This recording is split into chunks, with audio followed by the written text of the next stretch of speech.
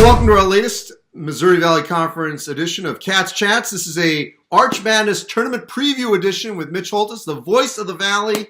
Also during the football season, you certainly can hear him with the Kansas City Chiefs, but he's been covering this league for more than 2 decades, 24 years, give or take. Let's look and previewing this tournament. It was just a year ago that Loyola Chicago went into this tournament. I thought they would have gotten in regardless. They got all the way to the Final Four. This season, a little different. Doesn't look like there's an at-large candidate, obviously. Whoever wins this is going to get that AQ, and that probably is going to be it. That has happened, obviously, at times throughout the course of the Missouri Valley Conference. Doesn't mean that a team can't advance pretty far out of this league. It just means that we may not get an at-large out of this group. So let's, Mitch, first I want to just a little umbrella here off of what happened a year ago. How would you assess sort of the balance of what we saw this? Interesting year, Andy, in the fact that there are no bad teams. There's no, Loyola had their run. We kind of saw it in January. I thought if this was a Sweet 16 team, I've seen them come out of this league before. They had all of the ingredients of that. Had no idea they'd be a Final Four team. And they've had to deal with injuries. They've gone through a lot, but now they've survived to be the 1 seed in the tournament. And they are capable of, if they make the NCAA tournament, they could be dangerous. Yet it's wide open, and there's 7 teams that are going to that event, I think, that feel like they can win it. Maybe 8. I think Indiana State said they could even win 4 in 4 days. A lot of there's bounce. No question that we've seen sort of a wide swing of emotion. Some teams are hot, then they'll lose, maybe lose badly, and then they flip the switch and certainly win. And as you mentioned, Loyola's obviously had a lot of injuries, but I think when they get in there, they'll be very confident. So let's look first at Thursday night in those opening round matchups. You've got Indiana State taking on Valpo.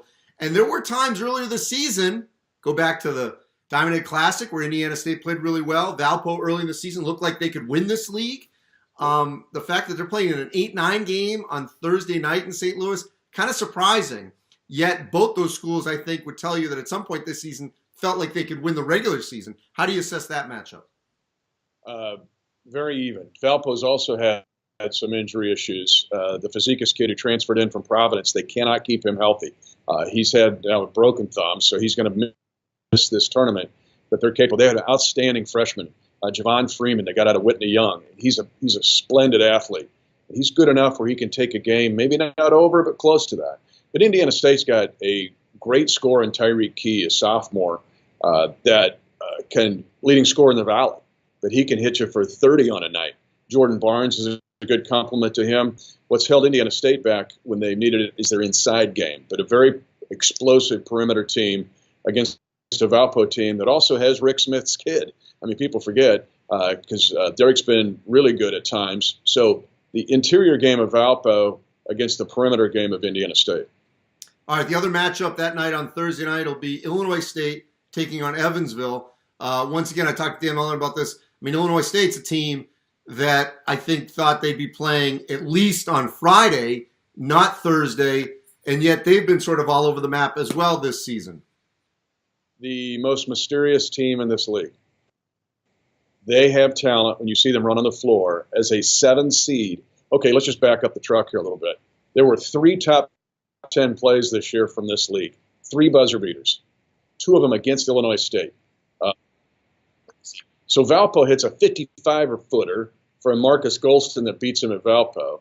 And then the nuttiest play, which looked like a rugby scrum between the South Africans and the New Zealanders, ends up being a last-second shot thrown in from 50 feet by Missouri State. Think about it. If those 2 shots don't happen, Illinois State's the 3 seed in this tournament. That takes them from 3rd to 7th, and they've got a ton of talent. Phil Fain's one of the most consistent rim players in the league. Great shot blocker, defender, can finish. The mystery guy, though, is Ryan Yarborough. If he does not turn it over and just tightens up the lug nuts a little bit, he could be the MVP of the tournament. If there's a team that could win 4 in 4 days, it's Illinois State. All right, so let's advance it to the quarters. Loyola will take on the winner of Indiana State Valpo. How do you assess that matchup, regardless of who Loyola takes on? Dangerous for a 1 seed. I'm telling you, Loyola's going to have to play great to do it. But Loyola now has got a surge of adrenaline. They got Lucas Williamson back. They missed him for a bulk of the year. That 18 games, they didn't have him. And they have been a different team. I've had them this year 6 already. And when they have him and when they don't are two different squads. Krutwig is a big that could play for any team in the country.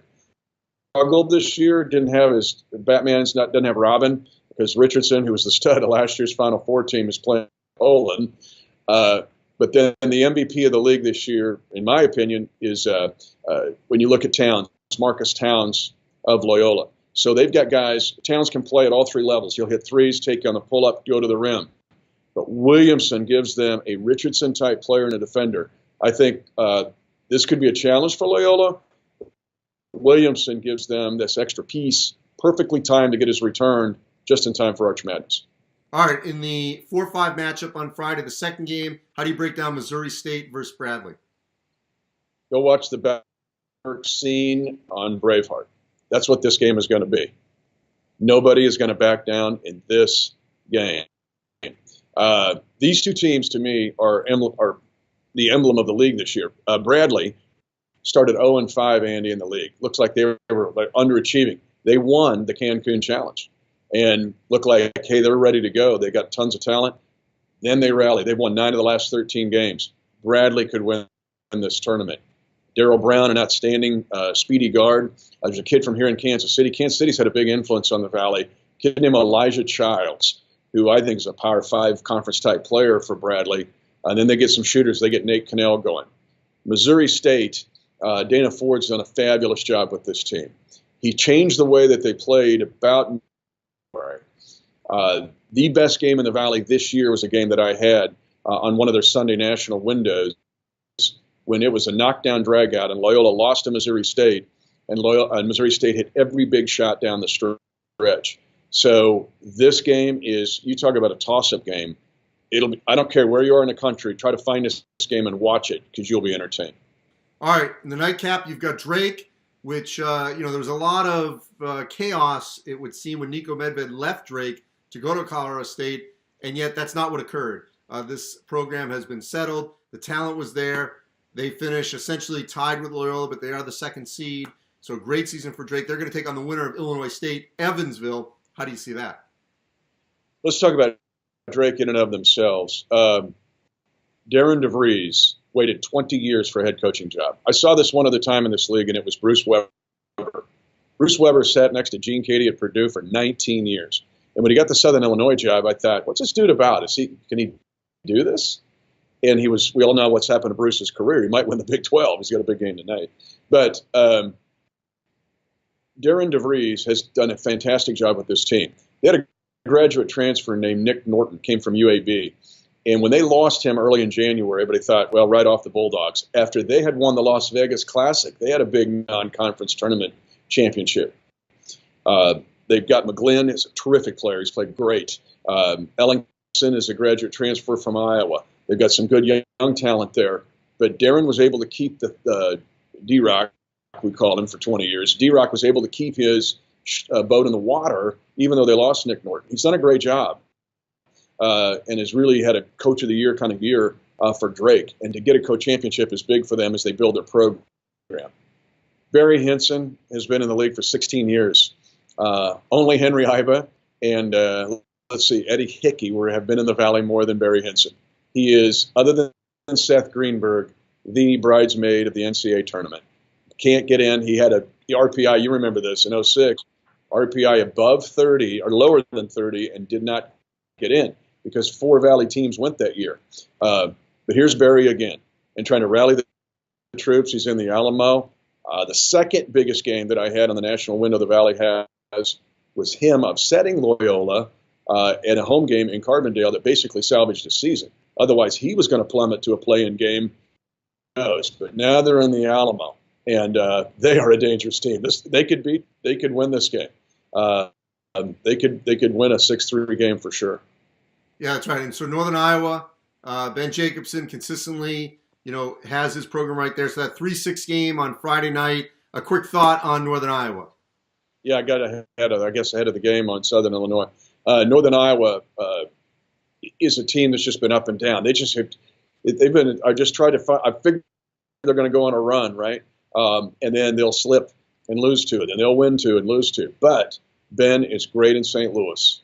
It's what I saw Dana Altman do for years when he was Creighton's head coach. And he may coming in on a lower spot, but then he would come into St. Louis surging. And Northern Iowa had been, one of the top freshmen in the country, but they've got a shot in this. So that 3-6 game, I got ahead of the Drake in the 2-7-10 game. But this Southern Illinois, Northern Iowa game will be very, very entertaining. I'm telling you, those two teams could win it.